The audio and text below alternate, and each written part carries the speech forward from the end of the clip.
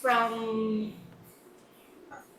from Secretary Laurel, ano? Pero ang tama ba, Rome, ang drafting, can you show yung letter to to permanent committee? Sige po. I-share ko lang po sandali. So yun po sir yung pinagmulan nung bakit nagkaroon ng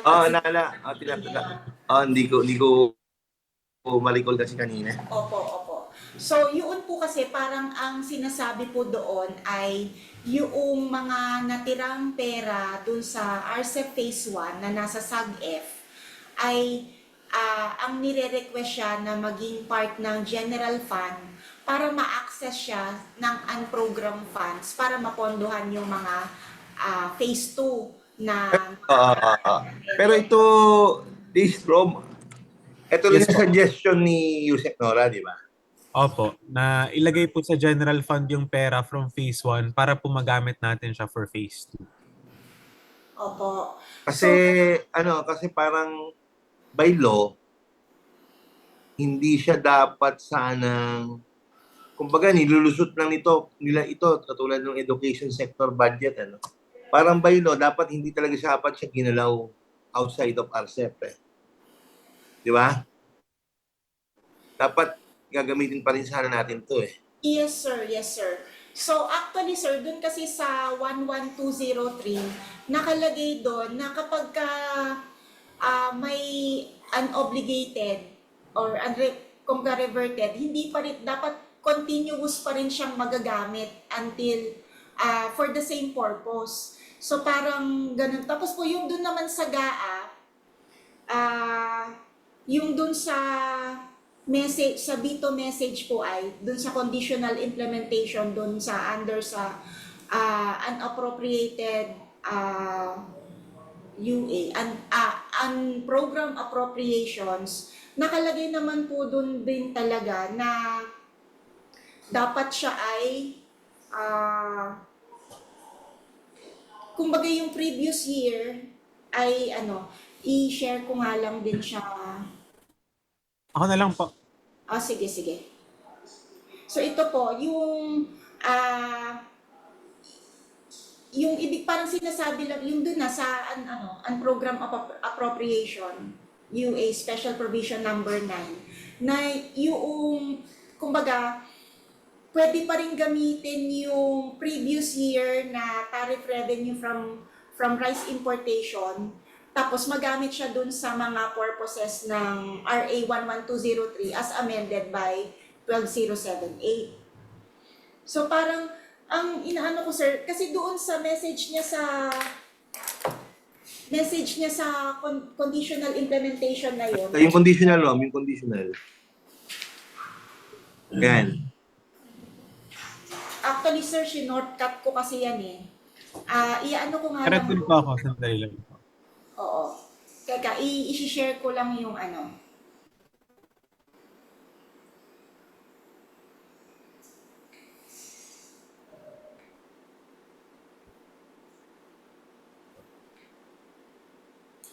Ito po, na nakikita niyo po siya. Ito pong subject number 9.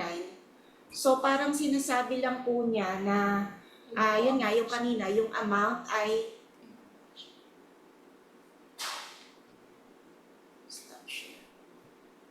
Ako ma'am, nakita ko na. Gusto niyo po.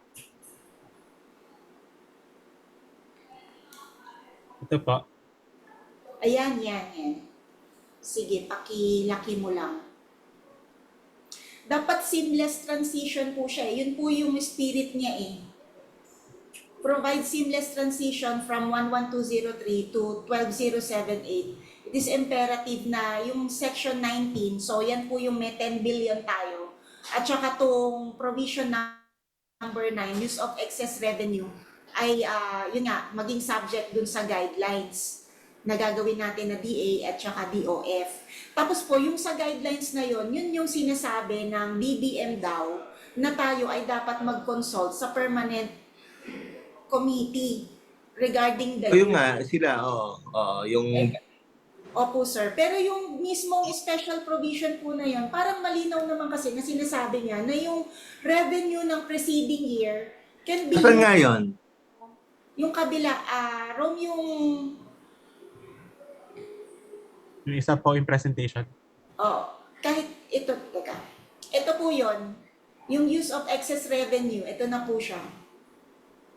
So, may be utilized for the authorized purpose. Ito. And yung number 9 po, sir. And then release of fund from rice importation of the preceding year in excess of 10 billion pursuant to Section 13 as amended by 12078. So, kailangan lang niya ng certification from BOC dun sa tariff revenue collection, which is usually April 15, nabibigay na po yan, di ba? Nakapag-consult na tayo sa legal dito, Rom. Regarding this issue po, hindi pa po. Dapat siguro, upuan natin with ninyo ni Ona with Director Angsi. Sir, ito naman, nung nabring up po ni Doc Risa, I immediately consulted with our Bureau E. Meron po silang pinakita na position nila na ibibigay nila kay permanent committee. But basically, they are saying na dahil nga po nakalagay dito sa special provision number 9 na yung excess tax revenues ay pwede natin gamitin, ang position po nila is pwede natin gamitin yung 24 billion pesos in accordance to Magkano? 24 billion pesos po. Ano yung saan galing ngayon?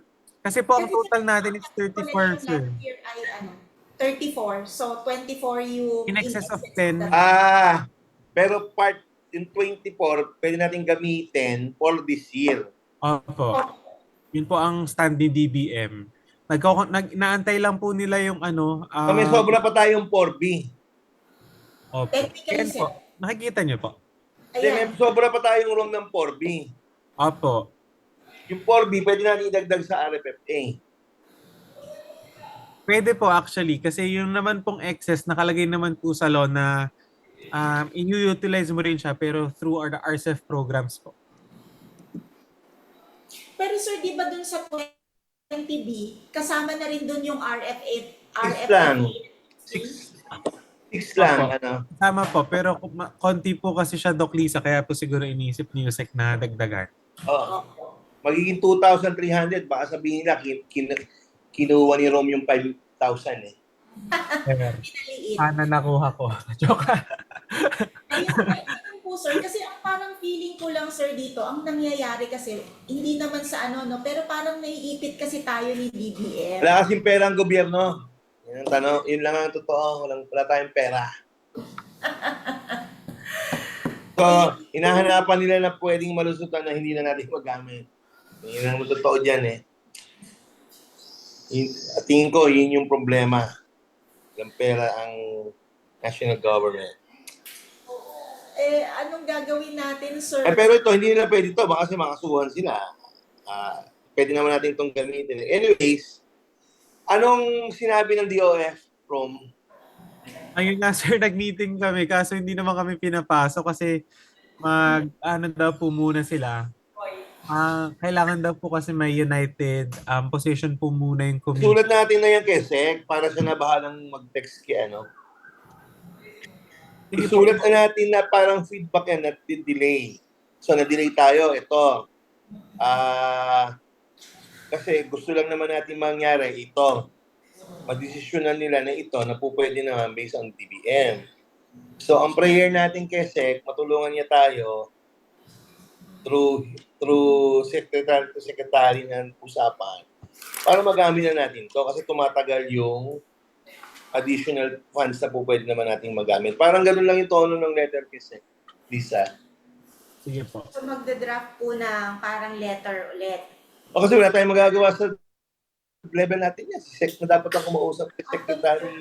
Dapat yan eh. Ngayon, habang may letter, kung gusto mo mag-text din tayo, di-text din natin. Alam mo na, gawa natin sa Saron ng Rice, ganun din. Ang i-emphasize lang natin noon, although may seats and mechanization tayo na 6 and 4, kulang pa nga ng 3 and 2, Opo.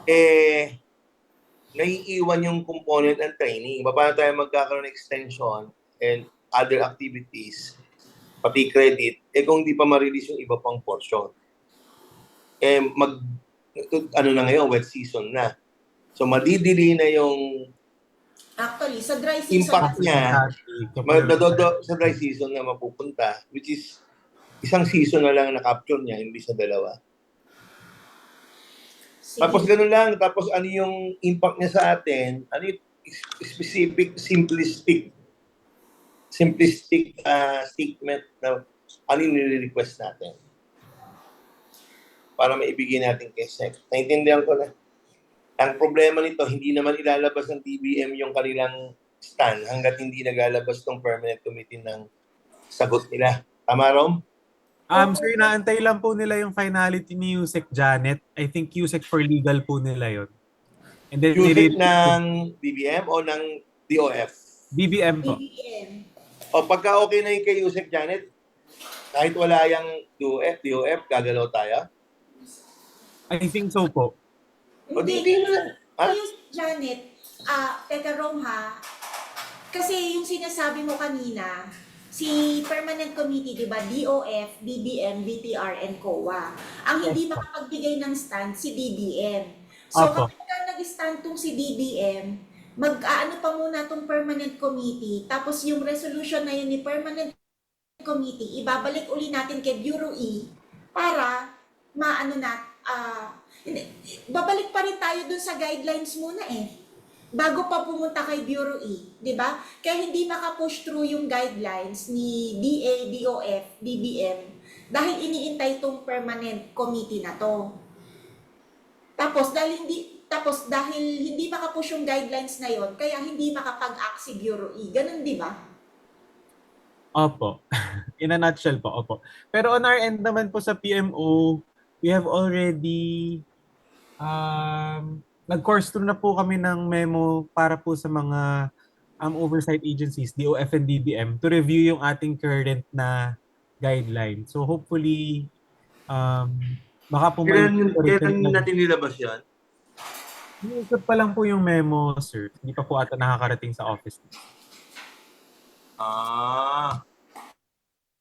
Pagka na yung nag-draft. Yan pong, tag dito, yung draft na i-provide na po kay legal, I think 1 week or 2 weeks ago po. Pero yun po kasing nanghingi pa kami ng clearance kung pwede bang i-provide na kay DOF and DBM without the opinion of our legal. Ang sabi naman po is okay lang. So, kakadraft pa lang po namin ng Pero nasa ilang araw na sa legal? 2 weeks, sabi mo. I-ano pa lang po namin, check po namin kay admin namin. Wala lang po. Follow up nyo na. Sige po.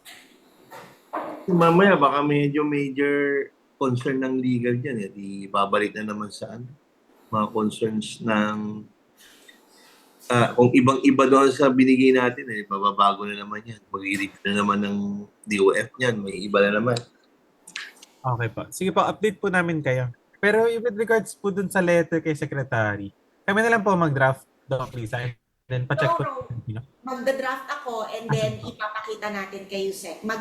I-didiretso ko na ito para yung kanyang message. Tapos ipapakita ko rin sa'yo para ma-add mo kung meron akong na-miss na ano. But Okay po. drafting na lang, oo. Okay po, sige po. So, ayun sir. So, ganun muna ang gagawin natin habang niraroute pa tong ating guidelines na sana makalagpas na siya kay legal. Pero habang nasa legal natin siya, niraroute na rin siya sa DOF and DBM, tama ba, Rome? Ira-route na rin po namin, yes. Ira-route na rin siya para maka-ano na tayo nung JMC natin. Tapos at the same time, yun nga, habang hinihintay natin yung decision ni Permanent Committee. Pero ang tingin ko, sir, because of that provision ng GAA dun sa unprogram appropriation, hindi na natin kailangan yung decision ni Permanent Committee. Kasi wala sa jurisdiction nila, nandun na, parang kinlaro na ni GAA na pwedeng gamitin. Nag-interpret lang tong si DBM. Oo. Pero baka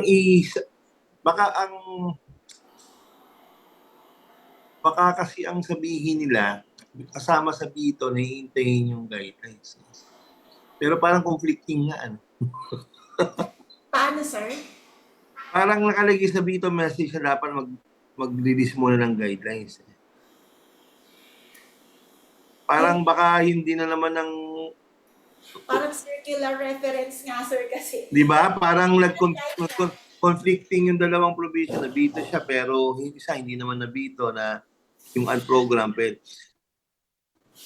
Or pwede naman complementary. Magagamit mo pa rin yung excess provided na nalabas mo ng guidelines. So baka ganun din yung interpretation.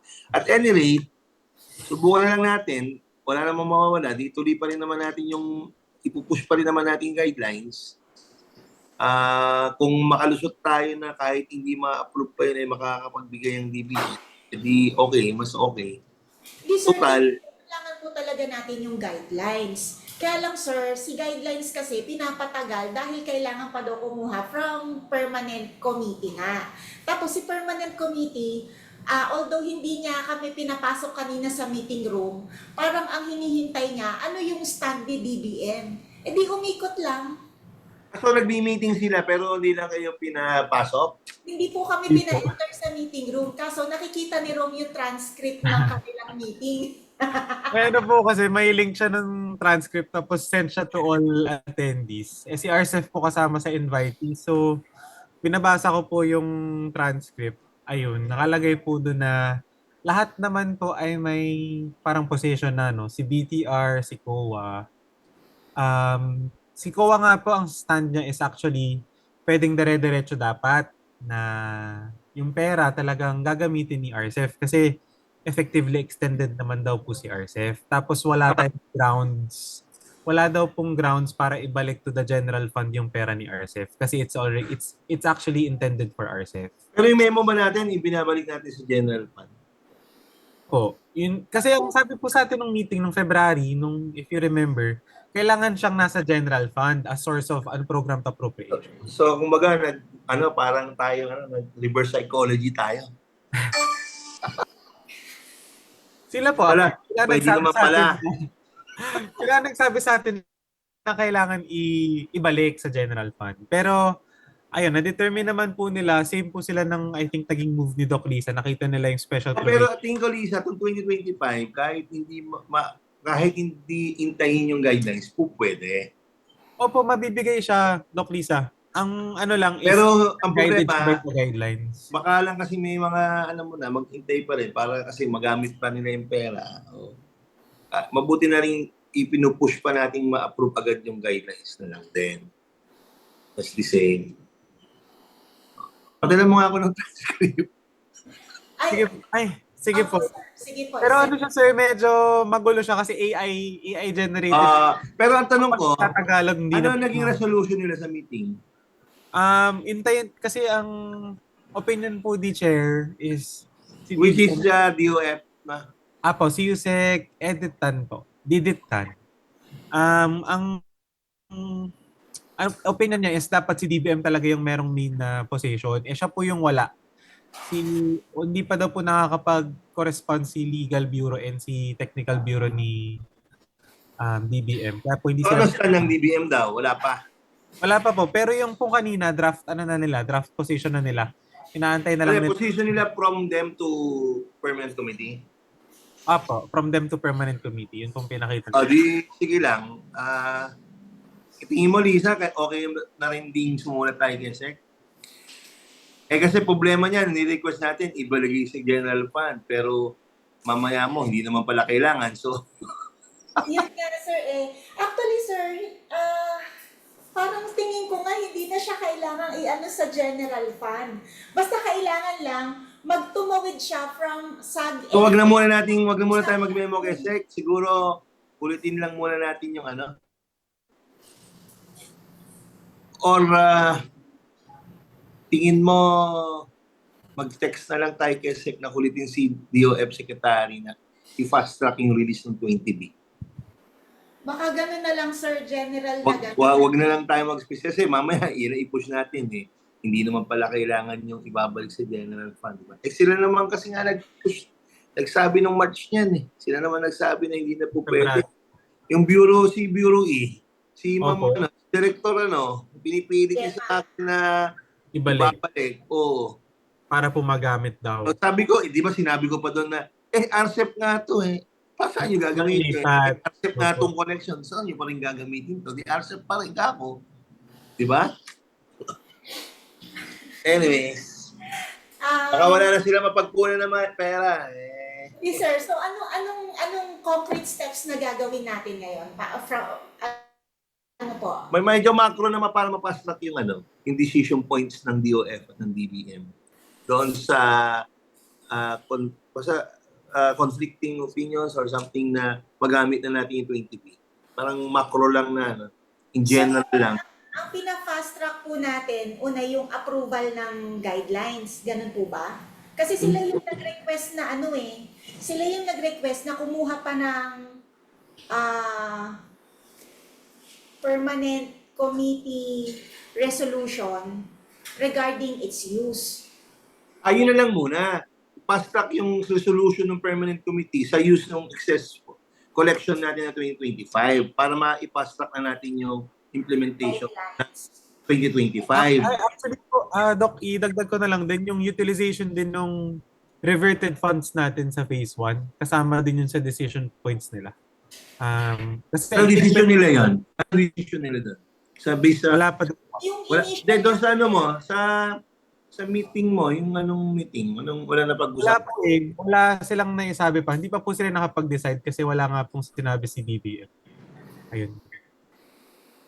So, bali po yung 2024 tariff revenues and the reverted funds po. Yun ang kailangan nating malaman kung ano yung... Sige pa. Rome, ganito lang. Doon kasi sa permanent committee, hindi yung guidelines ang kanilang di ba? Hindi yung guidelines ang kanilang tinututukan doon. Ang tinututukan lang nila ay yung paglipat ng SAG-F, RCEP SAG-F sa general fund. Kasi yun yung niletter natin sa kanila. Na actually, kaya naman natin inaas yun dahil inas tayo ni DBM din na member ng yung DADOF, DBM para gumawa ng guidelines. Si DBM ba yung nagsabi talaga na ilipat siya ng general fund? Nung meeting nung March, Kasama rin po si DOF doon. Kasama po si Office of the Chief Economist, OCE. sila. Pero Direct sabi ni De La Rosa. Yusek Nora, dapat iklaruhin maigi, no? Ano sa ni Yusek Nora nun, bro? Dapat hindi na, no? Opo, pero parang nag-comply siya, sir, kasi nilagay niya sa guidelines, sa draft guidelines niya na yung RCEP Phase 1 funds ay ibalik sa Kasi nga, based sa agreement Based sa agreement natin. Opo. Kasi yung Pero ang stand natin is sana ilipat na lang nila from SAG F1 to SAG F2. Sabi nila hindi daw po dapat ganoon kasi walang legal basis. Ano po ba legal basis nun Sinabi nila. Kung ganito na lang, sir, para mas mabilis, kasi ang medyo naguguluhan ako yung paglipat ng SAG-F sa general fund, which is I think yun yung nahihirapan sila. Why not ang i-request na lang natin is yung kanilang resolution, yung utilization ng remaining fund ni RCEP 1 sa RCEP 2 for the purposes of RCEP 2. Parang ganun na lang. Not necessarily the transfer naman, pero kung paano po gagamitin. Saan po gagamitin yung phase 1 funds? Magamit pa rin siya sa RCEP 2 kasi nga ang kanilang interpretation tapos na si RCEP 1, parang gano'n. Yes po, Doc. So siguro sa gano'n na lang natin, sir. So, pero, okay. So ang iaano natin, si DBM ba o si Permanent Committee? Sino yung pagsusulatan ni SEC? Or sino yung kanyang pagpa-follow up? Kanino natin siya ipa-fast track? Baka po kay Permanent Committee, ma'am. So parang in a way, sir, parang magle-letter si secretary natin kay Permanent Committee na lilinawin ulit yung ano na to. Opo, parang the previous letter po. Same address po. Pero kumbaga parang i-ano na lang natin na following through yung first na letter, parang gano'n. Opo. And then, hindi na po siya magpa-follow up kay DBM. Ano pa ba ipapalo up pa natin? Parang yung release ng Saro. Hindi po, wala na po. Kasi ito nga lang kasi hindi pa, yung release nung 20B na remaining. Yun nga. Isama mo na. Dalawa yon yung magagamit, tapos yung release ng 20B na lang natin. Utilization ng 34, siyempre yung sa 34, yung 10 ginamit na nila using the 34 So 24 na lang. Opo. Utilization, release and utilization ng remaining 24 billion collection nung last year, ngayong RCEP 2025 implementation. Pero baka yan, sabay mo na sa Permanent Committee sa DBM. Kasi sabihin na naman ng Permanent Committee, DBM naman na magdi-design. Yun nga po, para kasi siyang umiikot. Pinaiikot na tayo. Naiikot na tayo ng dalawa Sabayan mo na. Okay, so dalawang letter po siya. Isa kay Permanent Committee, isa kay Secretary DBM.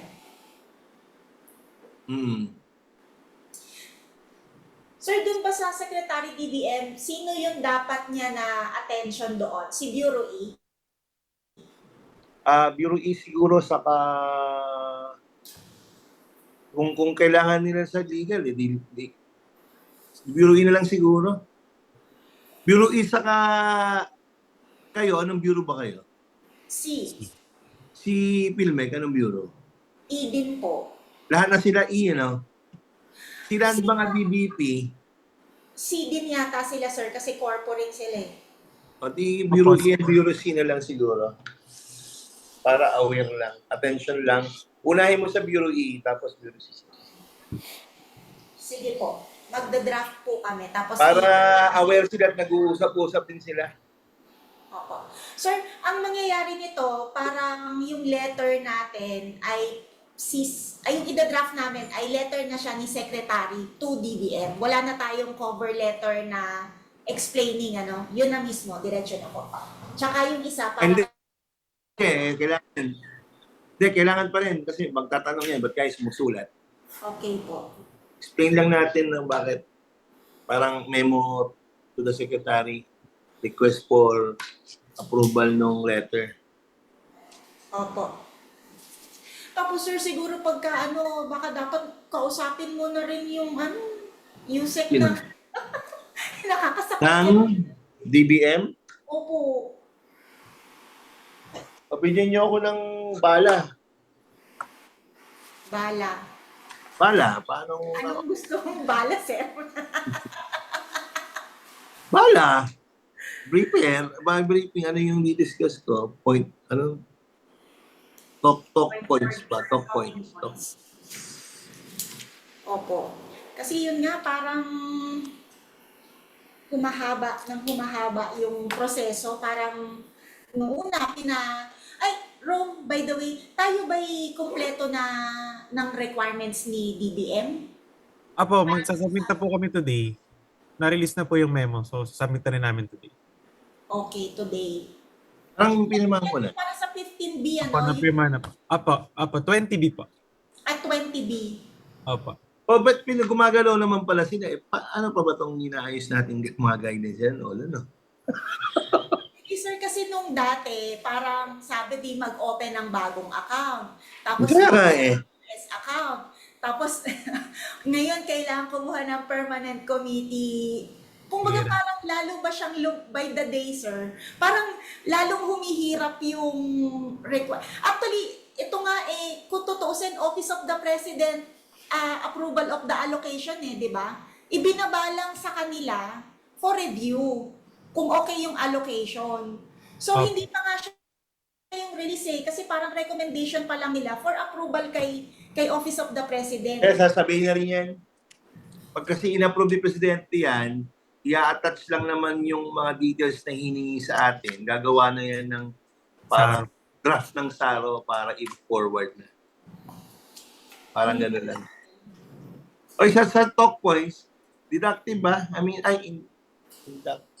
Deductive ba o inductive ang tawag doon? Basta ano ba talaga punto natin? Ano yung request natin? Tapos ano yung mga issues no? Ang request namin ito ma'am, follow up namin ito yung request. Kasi ganito yung mga issues na nakikinig namin.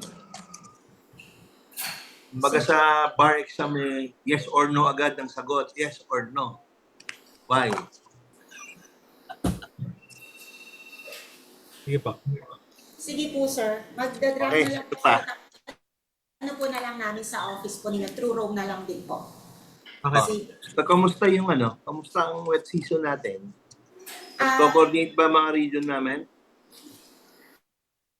ang ano naman natin, sir, sa seed distribution, yung as of June 8, tayo ay nakaka 1.8 million na ng bags na distributed For wet to na wet. for wet season po.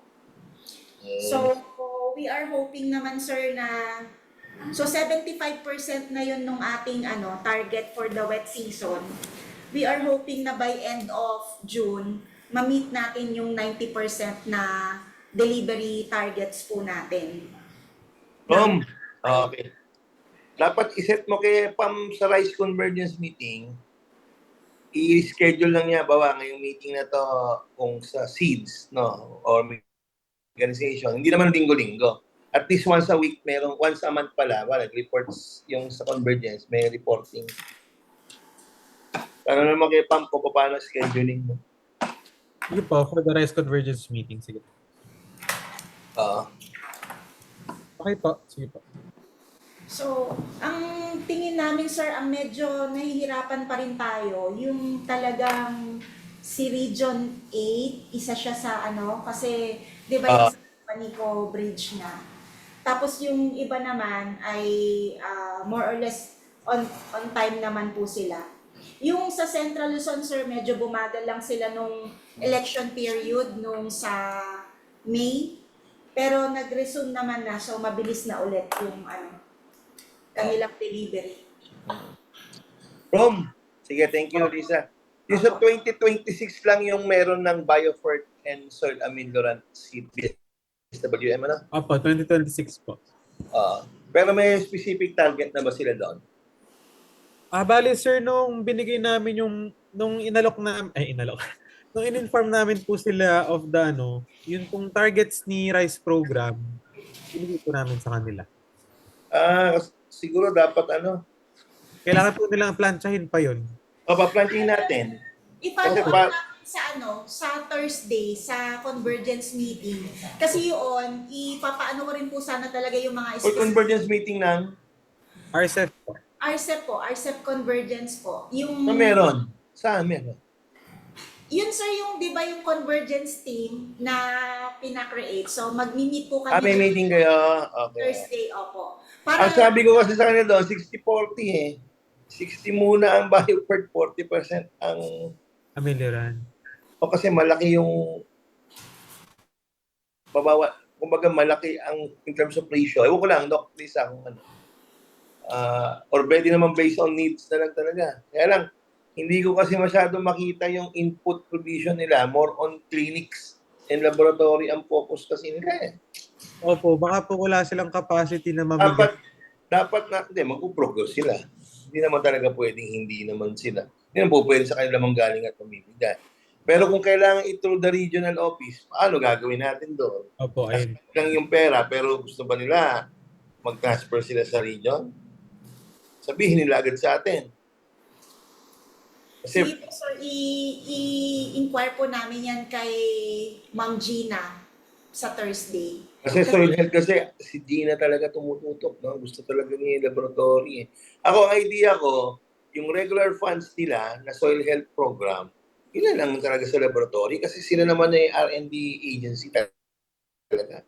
Yun yung itutukan nilang investan ng budget. The rest, mga special project, ito yung bibigay talaga sa farmers. Yun nga, sir, yung sa service talaga. Kasi dapat nga sana more of soil analysis service yung ibigay din. Pero ang nakikita nga natin, establishment mismo ng laboratory. So, yun. Kaya po parang ang kaunti ng services na maipoprovide. Hindi klaro sa services, mas klaro yung establishment ng RE itself. Kasi yung budget naman kasi na puro 1B lang sa regular. Ano? Pero tapos pangalawa, hindi lang naman rice yung sa soil health nila. No? Pero majority naman kasi rice area. Baka naman po pwede mapag-usapan yung na kasi nung kay Reggie, parang ganun din nagiging issue eh. Pero parang gusto rin niya magkaroon naman ng specific for mailag dyan na ng mga laboratory, ibang probinsya na RCEP. Parang ganun yung idea niya eh. Nung nag-usap kami Pero kasi pag-usapan nyo lang sa kailangan lang ng special meeting yung dalawa. Yung pest and disease management saka yung sa BSWN, especially sa soil health. Opo. Sige, sir. So, ipapacheck na lang namin sa kanila yung sa specific targets po nila. And then, siguro nga po, after that convergence team meeting, baka mag-set na lang ng separate for the BSWM and yung sa BPI for their components. Para mas malinawan pa natin yung ano. Kasi lagi silang naiiwan sa discussion eh. Sige. Ano ba? Yun lang, sir. Iano muna namin, ayusin po muna namin yung letter. Tapos kapag makaano kami ng talking points, then probably you can set your meeting with the DBM po. Sige. Okay, thank you. Okay po, Salamat sir. po. Sige, thanks.